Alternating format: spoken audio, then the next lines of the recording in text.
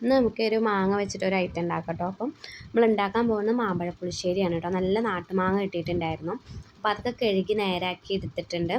അതിക്ക് പച്ചമുളക്, ഒരു 3 പച്ചമുളകും കുറച്ച് മഞ്ഞൾപ്പൊടി, മുളക് പൊടി, പിന്നെ ഉപ്പ്, പിന്നെ ശർക്കര ഇട്ടോ, ഒരു പൊട്ട് ശർക്കര ഇട്ടിട്ടുണ്ടായിരുന്നു അതിലേക്ക്. എന്നിട്ട് കുറച്ച് വെള്ളം, പാകത്തിന് വെള്ളം ഒഴിച്ച് കറിവേപ്പിൻ്റെ ഇല ഇട്ടിട്ട് അതൊന്ന് വേവിക്കാൻ വെച്ചു, അടച്ചു വെച്ചു. പിന്നെ അതിലേക്കുള്ള തേങ്ങയും ചെറിയ ജീരകം കേട്ടോ, അത് നന്നായിട്ട് അരച്ചെടുത്തതിന് ശേഷം ഈ മാങ്ങ വെന്തേക്ക് അത് ഒഴിച്ചിട്ട് നന്നായിട്ട് വന്ന് തീ ഓഫാക്കിയിട്ടിട്ട് വെന്തിട്ടുണ്ട്. അപ്പോൾ ഞാനതിലേക്ക് തീ ഓഫാക്കിയതിന് ശേഷം കുറച്ച് തൈര് കൂടി ഒഴിച്ചു കൊടുത്തു കേട്ടോ. തൈര് ഒഴിച്ചു കൊടുത്തു. എന്നിട്ട് പിന്നെ അതിലേക്ക് കടുക് വറുത്തിട്ടു, വറ്റൽമുളകും ചെറിയ ഉള്ളിയും കരിവേപ്പിൻ്റെ ഇലയും ചെറിയുള്ളി നന്നായിട്ട് മൂപ്പിച്ചിട്ട് ഒഴിച്ചു കൊടുത്തു കേട്ടോ, കടുക് വറുത്തു. അപ്പോൾ നല്ല അടിപൊളി ടേസ്റ്റാണ്. എല്ലാവരും ഒന്ന് ട്രൈ ചെയ്ത് നോക്കണം കേട്ടോ. എന്നിട്ട് കമൻറ്റ് ഇടാം.